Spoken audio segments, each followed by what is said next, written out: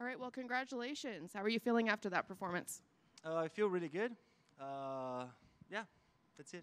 Is that how you expected the night to go for you? Yes, 100% like that. So I knew I would have. I think I spoke about that. So we would start the fight wrestling for the first 4 or 5 minutes. He would get tired, and I would build up my way into my submission. I was calling out the armbar, and I would do that. But during the fight, I felt so much power over him, and I didn't like him much, to be honest, the feeling. I was like, okay, I'm going to be a hassle if I just pin him for like 5 minutes and then get my submission. So I ended up breaking down from turtle, and my arm was all around his neck. That is why I was like shaking my head, like, fuck, what should I do? Like, should I finish here, or should like change my submission? And I ended up, okay, whatever. So I'm going to choke him and live my life. You mentioned you didn't want to be an asshole. Do you like this person particularly, or is this a new side of you that we're going to see where you're going to be hesitant to do these finishes? I don't know, to be honest. I have nothing against him personally. We have close friends in common, and I know he's a good person.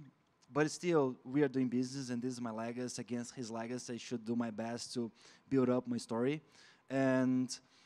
But when we were fighting, I felt so much power over him, so much control. I felt I could do whatever I want, and I didn't like much the feeling, to be honest, because I think should be more equal, and I would be a hassle if I just pin someone, look at someone in the face, and then, okay, I'm gonna just choke you right now because that is what I want. Then it was kind of like weird. I'm gonna choose the person I want to be a hassle because I think this is part of the business. But tonight was my plan and ended up not being anymore. So do you mean you felt like he wasn't at your level in terms of... Nobody's on my level. Okay. Well, was he lower level than you had expected? Were there surprises in there? Were you surprised that you felt that power over him? I'm not surprised. I think it was part of the process. So the last two guys I fought, Nogi, besides Mateus, they were the top 3 guys in the world, and I literally made them look like hobbyists because my level is far away from the second best. I know people are still calling me out. People are still like trying like to take shots, but I'm not doing the same sport. So what I've been saying since forever, I'm gonna be one of the greatest ever to ever do jiu-jitsu. This is 100% accurate. I'm going to this direction, and that is what I'm gonna be in the near future. I think I'm there already technically. I just need to prove more, win more. And when I double gold ACC, people will put me aside Gordon Ryan and Roger Gracie. And I'm here, and the third guy in the world, because I'm the second besides Gordon, it's down here. Like, I tap Kaina in 11 minutes. I tap Pena in 11 minutes. So today, 5, 6, I didn't pay attention. It's just a different sport. I'm playing a different sport. Yesterday, you spoke about... Is there somebody coming and you didn't like? You're giving a look. Yesterday, we spoke about how you were potentially going to fight Mason Fowler next, but when they asked you on stage who you wanted to fight, you didn't mention him. So I'm curious, did something happen, and did you see something in his fight that you lost interest, or were you never really all that interested, or? I'm still looking to fight him, for sure. He's a guy that sometimes do great, sometimes not. So I think his performance against Pedro wasn't that good. He got submission, but like was late on the overtime. He has a solid brand in America. I think it's going to be good for me. I just want to, right now, make moves where my brand will spread out instead of just getting another victory. And I want to also have Craig Jones and Nick Rod.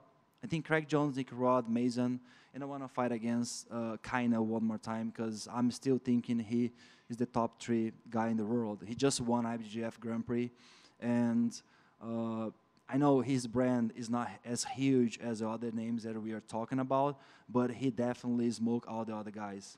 So if there is someone that deserves a spot, it's kind of not Craig, not Nick, not Victor Hugo, not Mason. They're just good for the business. They're good for UFC, but they're not high challenge opponents. So if you had to pick one of those names, if they said it's your choice, you can fight who you Craig want. Jones. Well, how do you think that would go? So I lost for him ATC. Was a fight back-to-back. He did a better job than me. He deserved the victory. I'm not taking his credit out. But I had only 5 months training nogi. My wrestling was sucks. My top position was terrible. My guard was like literally like nothing.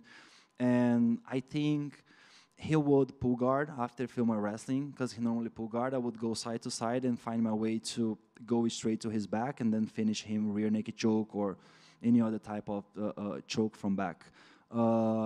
He knows that, and he also believes that I am gonna finish him if we compete. That is why he's not signing a deal to fight against me. He's pushing Nick Rod, but Nick Rod just had a war against Roberto Jimenez because his skill level is not there yet. He can possibly become a champion, but he's not a champion. He's just an American guy who has a solid brand here but has no titles. When he becomes a champion, I can give him a chance right away.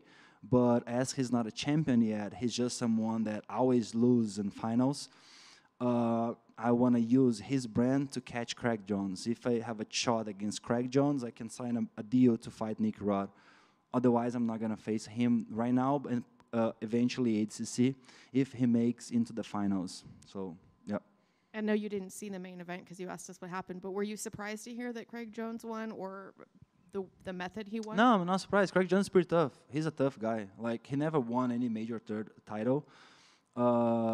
We have not friends in common because people that are on my side, they're not friends anymore of Craig, but everybody speaks highly about his jiu-jitsu skill. And also, when I watch Craig compete, I can tell like he's tough at jiu-jitsu. He knows what he's doing. He's just mentally weak when there is some hard moment, like tough situation, like a final in a really big stage, like ADCC or any other big fight going on. But he's definitely he's technically really good. Like he's one of the best guys in the game for sure. But mentally, he's not as tough as the other guys who has a lower skill level but can handle pressure pretty well. So that is why Kainan Duarte, every time he fights Craig Jones, he just smokes Craig Jones so bad. Craig Jones looks like a child. But in skill level, Craig Jones is way better than Kainan.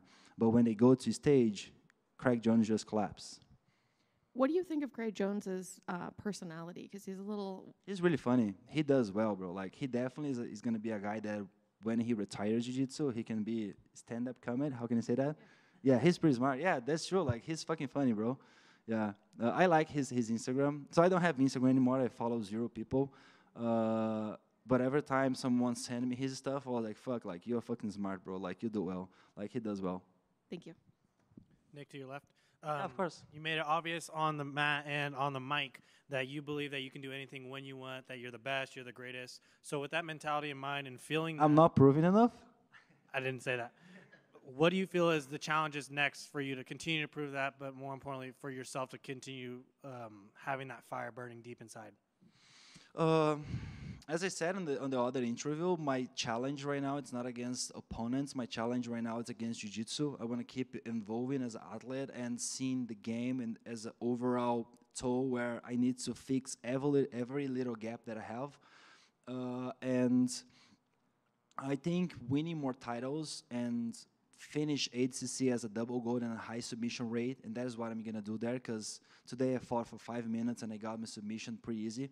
ADCC, I have most of the fights into the final 15 minutes to work, which is going to be pretty easy for me. Like I tap Kainan and Pena in 11, and I have finals in third.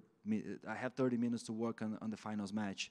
So it means I will tap everybody out. I'm going to have 8 matches. I'm going to have 8 submissions. I'm going to have probably the highest submission rate out there.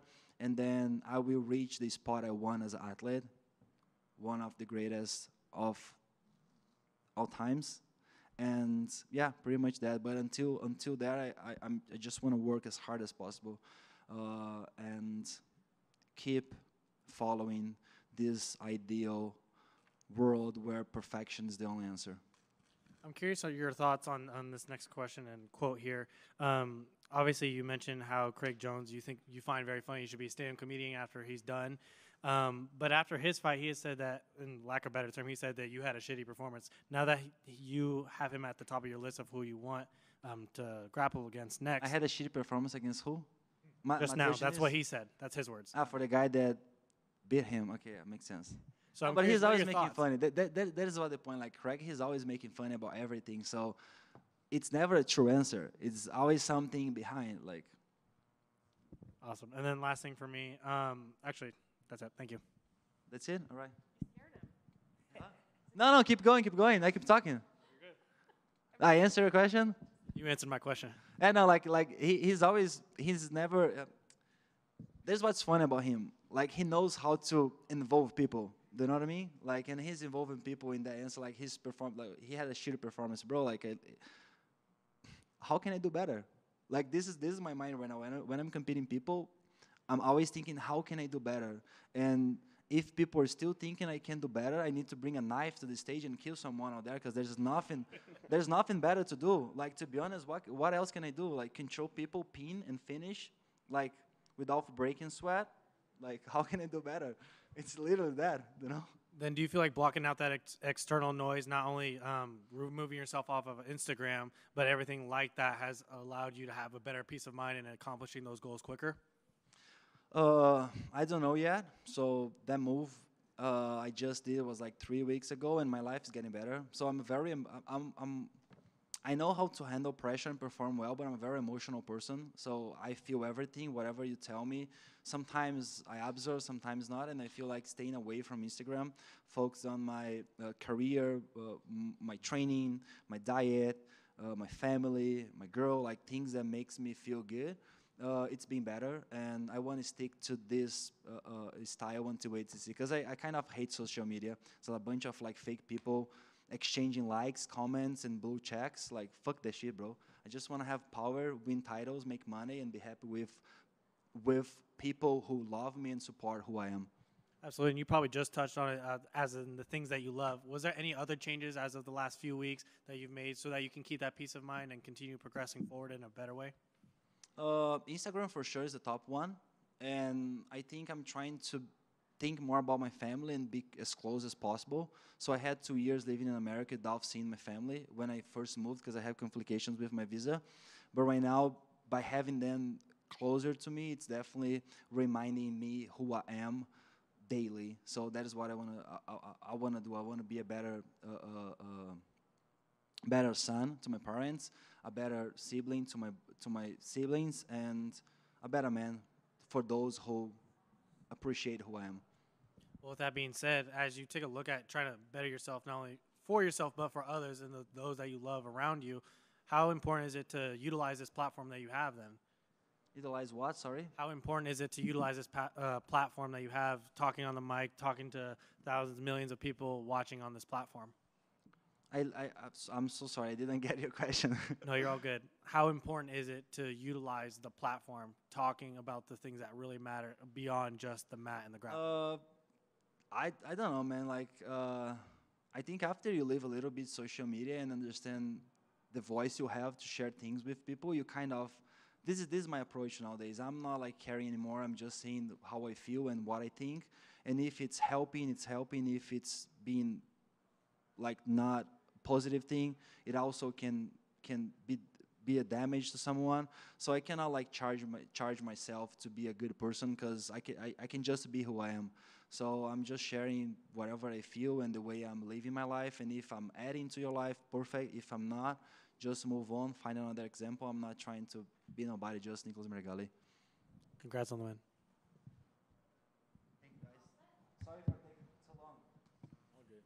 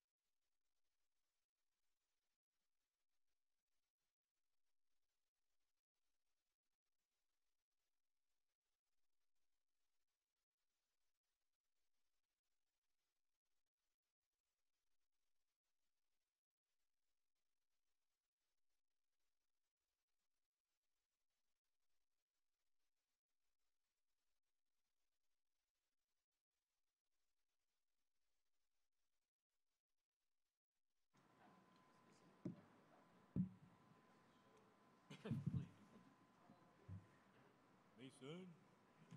Mason jar.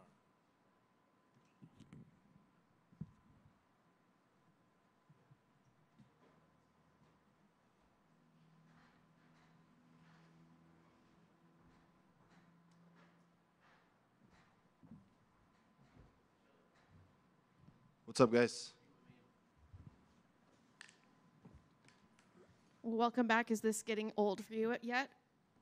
Winning, I mean. No, this is my favorite part. Never gets old. So what did you think of your performance? Yeah, I thought it was really good. I followed my game plan that I had set in my head. With that being said, I wasn't expecting to be so off-balanced by the foot sweeps, so that was a surprise. That was something that I'm going to have to go back and look at, a little small hole in my game. But that's the good thing about competing against, number one ranked guys in the world, right? They're going to show you some small holes in your game and things you need to work on. But with that being said, I got taken down at a time that there was no points, so I don't know if that would have played out the same. He tried as well to take me down in the points period, I think, and I was able to pop back up. So all in all, yeah, he got off a little more offense than I would have liked, but can't complain. He's a tough competitor. He won double gold at the Nogi Worlds at black belt. He won the absolute division.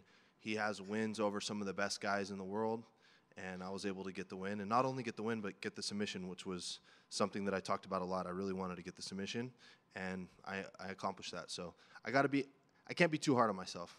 I got to at least enjoy it a little bit.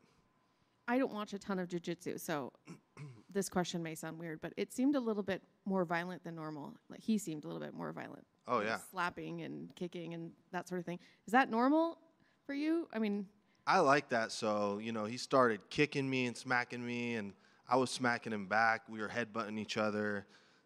You could taste your own blood a little bit. I used to do MMA, so for me, it's all good, Let's freaking scrap. So it was fun, man. And I thought that if the match turned out that way, violent, more of like a fight, I thought that would favor me because I have the experience in MMA.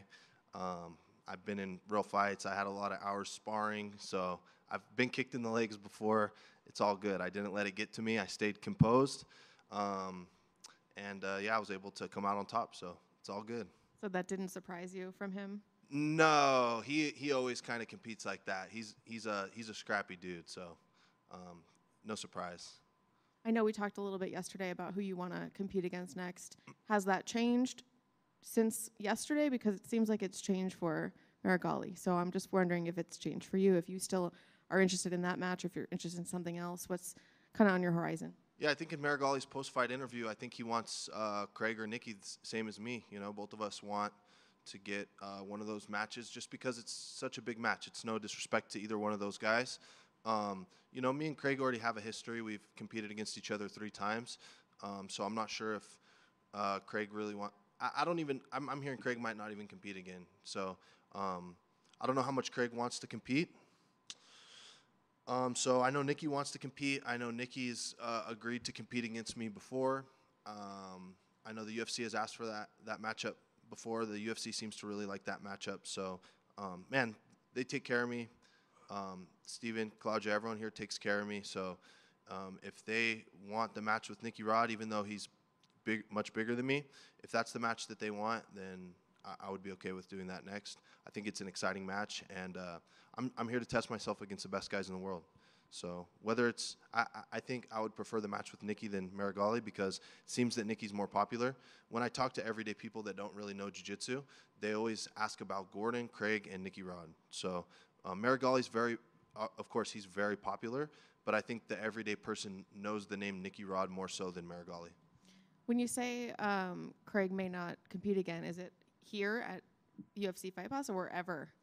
No, I'm not sure. I mean, he's been very successful outside of competition. So he has a great personality. He has a great brand that he's built for himself. And I just don't know if it makes sense for him to really compete that much anymore. And if he does, it seems like he likes to go more of the route of competing against UFC guys and other names outside of the sport. I was watching one of his podcasts where he talked about maybe not even doing the next ADCC. So I can't speak for him. It would be up to him. But from what I'm hearing, it's probably unlikely that that's going to happen. from the vibe that I'm getting. Did you get a chance to watch the 3 matches after you? I saw bits of Nicky Rod and Roberto. It looked like a really good match, and then I was able to see the match with Craig and Lovato as well. What'd you think of those? I mean, you just said what you thought of Nicky's, but what did you think of the main event? Yeah, Craig's really talented, and he blitzes right away when he competes. And if you're not careful, if you let him get into any kind of leg entanglement, he usually gets a submission. So Craig has amazing jiu-jitsu. He's very, very technical. People kind of hate on him for getting second place and stuff like that, but he has very, very good jiu-jitsu. So, yeah, it looked great. Thank you. Mason, to your left.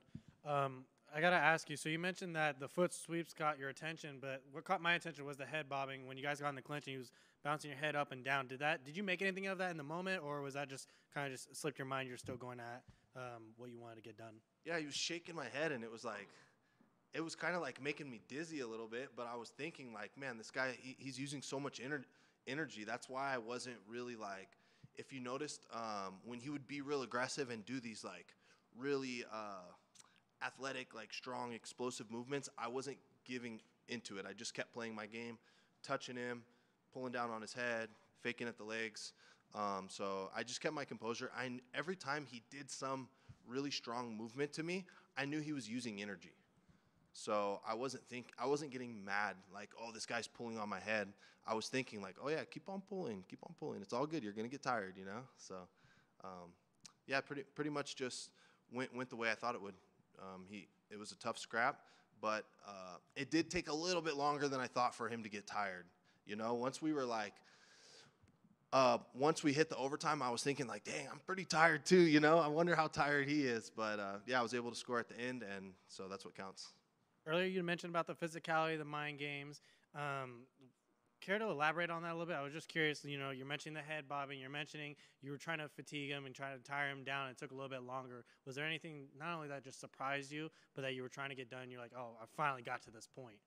Yeah, I have a pretty good snap down, and one thing that I was really thinking about a lot is that it would be nice to get a snap down and attack off of that, because his guillotine is so dangerous, right? So if I was able to get a snap down into my own guillotine attempt, or get a snap down and use that to score, like get around to the back or something like that, that would be much smarter than having to shoot in on him where I'm exposing my own neck. So that was the game plan the first 10 minutes. I just wasn't – he has a really strong neck, and he stands really tall, so it was hard to get into any type of snap down position. So that's why I was like, okay, you know, I figured I was down on the judge's decision at that point, because he hit a couple nice foot sweeps on me, and I didn't get too much offense going on. So I thought that the momentum was in his favor. So at that point, I had to go ahead and shoot in. And at that point, it's like, all right, if I get guillotine, I get guillotine, but I got to make something happen. I felt like in this invitational, there were a lot of the matches that ended up near the end of the mat and provided a lot of ref stoppages. For you, did you feel like that gave you more advantage or disadvantage in terms of allowing yourself to get more grip or kind of lose the grip that you had in that moment? Yeah, I personally didn't like anytime the match stopped in this case, because my goal was to get him tired, you know? So when the ref even stopped us and told us, like, all right, guys, stop being so physical, I was like, all right, come on, let's go. Like, I didn't want to let him get any breaks. And like I said, even though I myself was getting fatigued, I know that I can perform under that fatigue. And so I wanted to just drag both of us into deep water and just see who would survive. Well, looks like you survived. Congrats on the win. Thank you. Hey, Mason, I just want to ask you, obviously, last time we saw you, you faced off with Gordon. I'm pretty sure that was like the plan going forward, and then he comes out and says he's not competing until ADCC. How bummed were you that you weren't going to grapple him? Yeah, I was super bummed, especially the training camp that I had for the match the first time. We flew out Victor Hugo, who obviously you guys have seen. He's an amazing competitor. He's one of the probably top 3 pound-for-pound guys right now in no-gi. We flew him out. We got a lot of good training in with him, and I had a perfect training camp. So that's the thing that sucks the most, right? Is I don't know if I'll ever be able to really replicate that training camp. And you know, it was a 25-minute match. I was in shape to go 25 minutes. You know, I was going with fresh guys every 2 minutes for 25 minutes straight, and I had a really good training camp. So that first time he dropped out, I was super bummed. And then obviously he announced that he's not going to be coming back anytime soon. And at that point, my mindset just switched because I have been really kind of selective in the competitions that I had been doing leading up to the Gordon match, because I didn't want to risk losing a match and then losing all the fans' attention. And, you know, all the fans really were wanting to see that match between me and him. And I figured that if I took a loss against someone, maybe someone Gordon had beat before or something like that, then all of a sudden the fans are going to say, oh, we don't want to see that anymore, right? So I was being a little more selective in the competitions I was doing because I had that Gordon match already lined up. And at this point, I just got to a point where I'm like, hey, man, I'm 31. I don't want to sit around and wait for Gordon because I may never get the match. So let's just take this time and let's just challenge ourselves and go after some of the top guys. Is ADCC still planned? Yeah, I definitely want to compete in the next ADCC. I got my official invite, so I'm definitely going to do ADCC. And besides ADCC, I don't know if I'll do any other competitions just because I like the Fight Pass Invitational so much. So I'll probably just stick to Fight Pass and ADCC for now. Congrats. Thank you. How was the transition like for you going from the MMA scene to just strictly the jiu-jitsu scene? I know you even went undefeated across your amateur and pro career. Yeah, I think it was really a blessing that it went that way. I know it's kind of backwards. Most people don't start with MMA. They start with kind of one of the other sports and then go into MMA. But obviously the experience of going into an MMA fight will help you a lot for jiu-jitsu because the stakes are so high in MMA and the adrenaline is so high and you're so nervous, right? So when you go from that, like being able to perform in that environment under that level of stress, and then I started going to these jiu-jitsu tournaments like the Pan Ams and the Worlds and Nogi Worlds. That's how I kind of started off with my, jiu-jitsu career. I felt like I had an advantage over all the other guys in competition experience, even though I hadn't competed in as many jiu-jitsu tournaments as them. Like maybe I had done 10 jiu-jitsu tournaments and some of the other guys had done 100 already. But I still had the advantage in competition because I was under those super high stress environments. So, and then obviously coming here to the Fight Pass Invitational, where it's on a stage and it's a super fight, a lot of jiu-jitsu guys aren't used to that. They're used to being at a tournament setting. But I've been doing competitions like that since I was 19 years old in cages with a guy trying to knock me out, right? So I think it definitely helped with the experience. And then on top of that, just the physicality. Like you saw tonight, me and Pedro were just scrapping, and a lot of jiu-jitsu guys will just fold under that pressure. You don't see a lot of, jiu-jitsu's like the gentle art. Guys come and pull guard and do like barambolos and stuff like that. And then if you really start to put the pressure on them and get real physical with them, sometimes they'll break. But for me, obviously, I'm used to doing MMA, so it's just a lot harder of a sport. Another site for you is on the Fight Pass Invitational events and in the fall for ADCC. But would you ever dip your toes back into the MMA scene one day? I don't think so, just because I'm 31 now, and my goal before was to fight in the UFC. That was like my 100% life's plan. I put everything into that, and at this point now I'm 2-0 as a pro. So realistically, if I wanted to make it to the UFC, it would take 3 years of doing like local cards and making like $500, $1,000, training full time. It just doesn't make sense when I have this platform to compete on. Congratulations. Thank you. Thank you, guys. Appreciate it.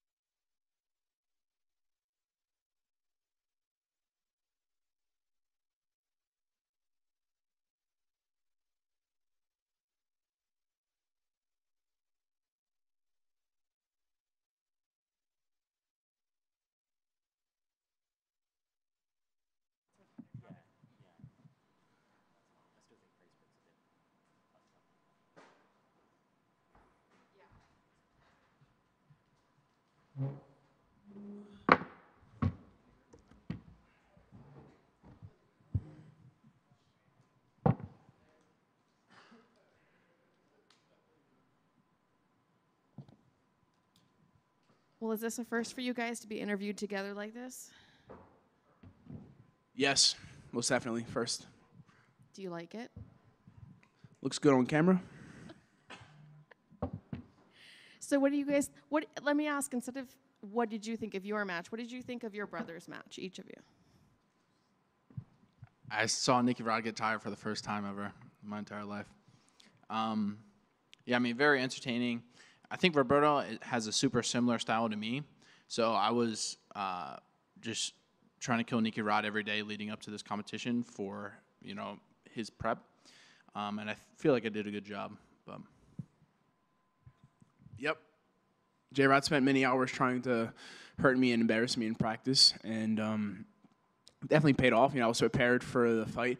I had intentions of submitting my opponent fairly early, like in 1 or 2 minutes, as Craig Jones did. But unfortunately, I had a 50-minute war on my hands, and you know, I won in overtime via points. But you know, I'm a black belt nowadays, and the time for me submitting opponents will be very soon.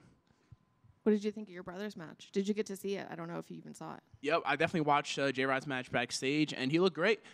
You know, he was able to use some tight and loose passing to fatigue his opponent, and then once his opponent decided to stand with him, he was able to hit a duck on there straight to the back and finish via rear naked choke, similar to his trials match. Was it semifinals in ADCC? Yeah, semifinals in ADCC trials. He hit a duck under to the back and ran naked choke.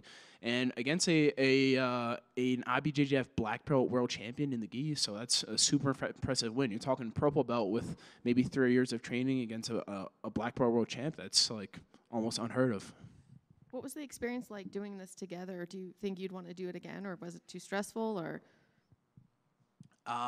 I always stress out. I stress out watching Nicky Rod way more than I am nervous for my own competitions. So it's good that I'm stressed after my own competition. Like I compete, I'm off the mats, and then I can worry about Nicky Rod. But how do you feel about that? Yeah, kind of the same. Like I'm not allowed to be emotional when I'm competing for myself. So quite emotionless, but when he competes, I have to, like, especially if I'm competing on the same day as J-Rod, I have to just like look a little bit and then look away and just really control my emotions. Because like when if he's competing and I'm not, I can fully be like completely engaged and able to enjoy the moments. Like when he wins, I feel like I win because you know obviously we've done tons of training together. We grew up competing and same middle school, same high school and wrestling and stuff. And now we're professional athletes competing on the same team and now we're competing on the same day. So it's quite an amazing experience to share something like this with my brother. Did your mom drink a lot of milk when she was pregnant with the two of you? I got the breast milk, and J-Rod got the Similac, so I think that's why. This is why I'm smaller than Nicky Rod. Mom did not. I'm blaming this on Mom. Nicky Rod's bigger than me because I didn't get milk straight from the tit. This is the problem. I'm 5'11". He's 6'3", 230. I'm trying out here. I hit a nerve, it looks like. This is a discussion you guys have had before. So if you could pick the next match for each other, who would you pick for your brother? For J-Rod, I pick Tynan Dolpro. I think that's a phenomenal match. You know, he just went out there and beat Taza at WNO. He's got great accolades, and it's a really tough matchup stylistically for Tynan. I think for Nicky Rod, it would be good to see him fight Marigali, but it's tough. Like I feel Marigali's like super touch and go. Like he's like saying stuff about how he wants to fight Craig first and all this. It's kind of confusing. He said Nicky Rod wasn't like signing the contract or something. Have you heard anything about this? Yeah, I don't know what I don't know what he was talking about, but indeed, maybe a year ago, Flow Grappling sent me a contract to have a match against Marigali, which I signed, and then he all of a sudden backed out. So I guess he's like kind of turning the tables, making an imaginary contract, saying that, I don't know. Guy likes to say a lot of words. I just want to compete. Let's show up and get her done. That's all I got to say. So is that who you want next then? Yeah, I mean, my goal is to be #1 pound for pound in the world. So, you know, I have a list of guys. Marigali's on the list. Hugo's on the list, Connie Duarte, Mason Fowler's on the list as well. So, I want all the matches that will make me undeniably the best grappler in the world. Besides your brother, who had the best, and besides yourself, who had the best match tonight?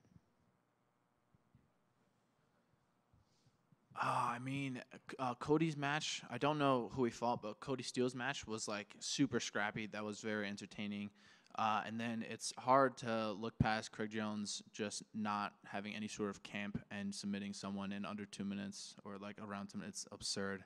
It's so frustrating. I do so many things right, and this guy just shows up and gets it done. But yeah, Craig Jones, Cody Steele, very impressive performances. I pretty much agree. Cody had a great match. And again, just to reiterate, Craig Jones literally just travels the world for 6 months, agrees to have a match, shows up in Vegas, submits one of the best grapplers in this weight class in under 2 minutes. It is absurd. It shouldn't be happening. And I'm quite jealous, but great job. B Team goes undefeated here at UFC Fight Pass. And make sure you guys subscribe to our B Team Jiu-Jitsu YouTube channel where we put out quality content and buy our merch. Last question for me. When you two are rolling together, who wins the most rounds? I think we mentioned this before, but I try to rip his head off every time we train, and every time it's unsuccessful. So yeah, he wins most of the time. Honestly, watching Nicky Rod's match tonight was like seemed pretty similar to how our rounds go in the training room. Yeah, it's tough rolling with Jay just because we know each other's game plan. Like it's hard to surprise somebody when you just have hours and hours of training with each other. So you kind of anticipate, you kind of know each other's game plan. But yeah, it's always a tough round. And yeah, for when it comes to my match against Roberto, J-Rod was the absolute best training partner in preparation for that match because just he has nonstop move. They both have nonstop movement, continuously attacking, and they go from good position to bad position to offensive mode constantly. So yeah, it just really helped me prepare for that match, and it was a very hard-fought win. Obviously, I won with like 6 points to 0, but I really wanted the submission. Unfortunately, I didn't get it, but next time, I'm going for the sub. Thank you. Hey, Nicky Rod, this one. Congratulations on receiving your black belt. It's been a few months since you received it. I just wanted it's a big deal. I just wanted your thoughts on finally receiving it.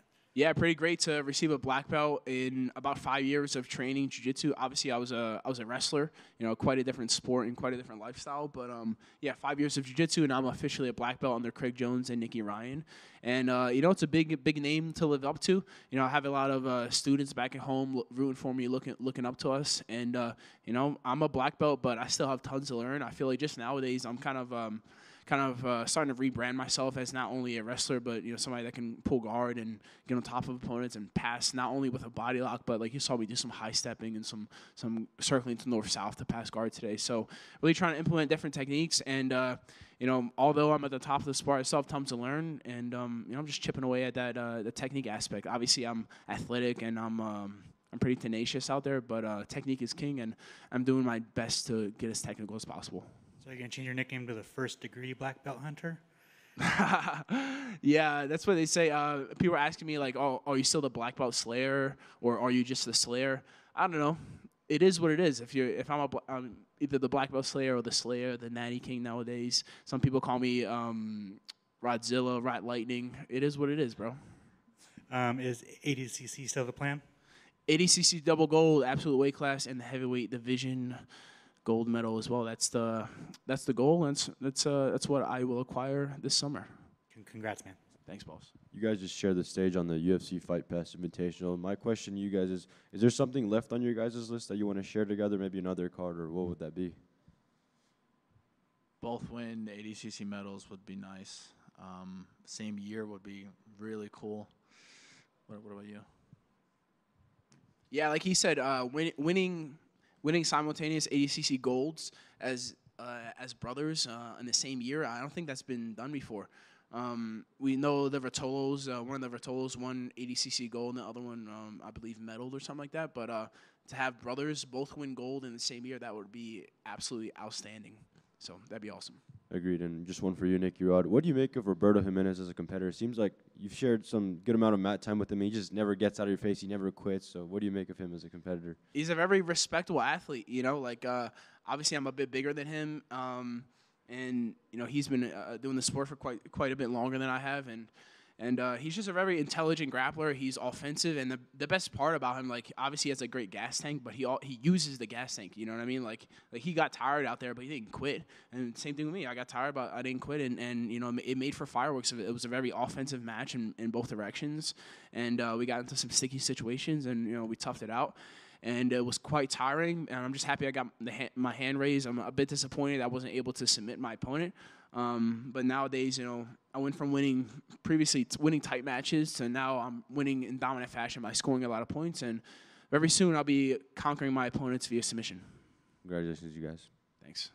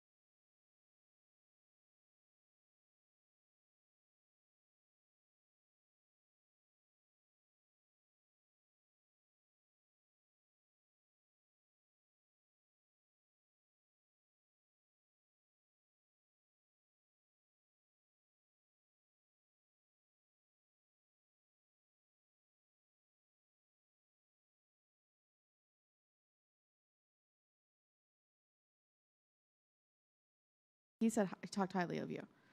All right, I take back everything I said.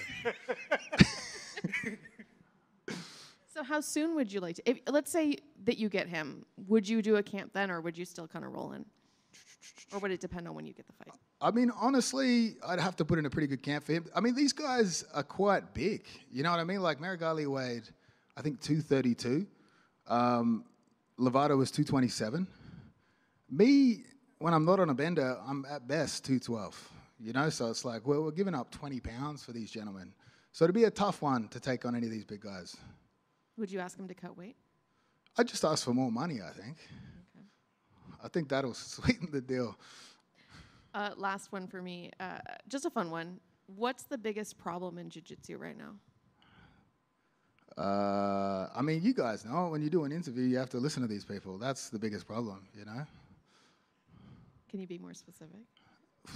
I always say it's steroids and autism. That's what our sport is, you know? That doesn't sell to the public too well. Thank you. Hey, Craig, I heard that there's this rumor out there that you were the one that stole Gordon Ryan's truck. Is this true?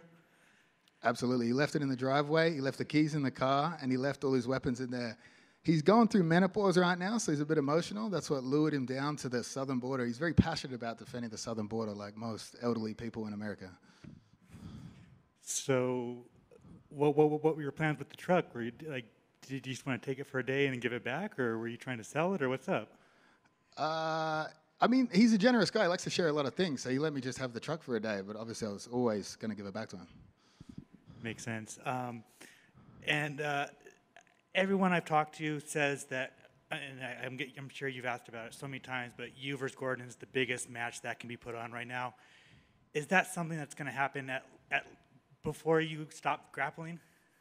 I mean, who knows? I had a blood pressure reading last week that was through the roof. You know, you never know when this fucking show's going to end. But again, if the money's good, for sure, I'll take that match, you know? Obviously, I'll need therapy for the trauma of having to listen to him talk in the pre-fight interviews, but if the money's good, I'll do it. Is ADCC something you want to do this year? I don't think so. You know what I mean? Like, UFC Fight Pass pays very, very well. Obviously, otherwise I wouldn't be doing it. But ADCC is 4 matches for the chance of winning $10,000. You know, like, I've gone through a list of things. I could sell my underwear and make more money than that. I'm selling dick pills on Instagram. I make more money than that. Like, they make a lot of money from ticket sales because they post about how many tickets they sell. They're going to sell 18,000 tickets. They have streaming right deals with Flow Grappling. They were meant to be on Fight Pass. They're on Flow Grappling now. It's like, can I have a little bit of money? You know, like, fuck, I'll blow 10K at the after party if I win that thing. Congrats. Craig, you're already in the Vegas-themed outfit, so what is your favorite part about Las Vegas? Probably leaving, to be honest. That's probably the biggest joy, is when I realize how much money I've spent and how bad I feel when I get on that plane. I think, get me the fuck out of here. Do you know when to stop? When to stop? Well, I have a flight at 8 a.m., so we've got about a fucking 5 a.m. window where we better sober up, pack our bags. Fair enough. Good luck. Thank you. What's your game of choice? Drinking. I don't know. Obviously, there's a few gentlemen's clubs around here that have robbed me many a time, you know. We've had a few fraud alerts on the card. Hey, Craig. I've covered quite a few boxing shows and some MMA, but this was my first jiu-jitsu event, so I'm a bit unfamiliar with some of the terms. Can you explain what a nose beer is? Nose beer. Mate, with that accent, you well and truly know what a nose beer is. And nobody wears that hat unless they've done a few. Is a nose beer a good base for jiu-jitsu more so than steroids and autism?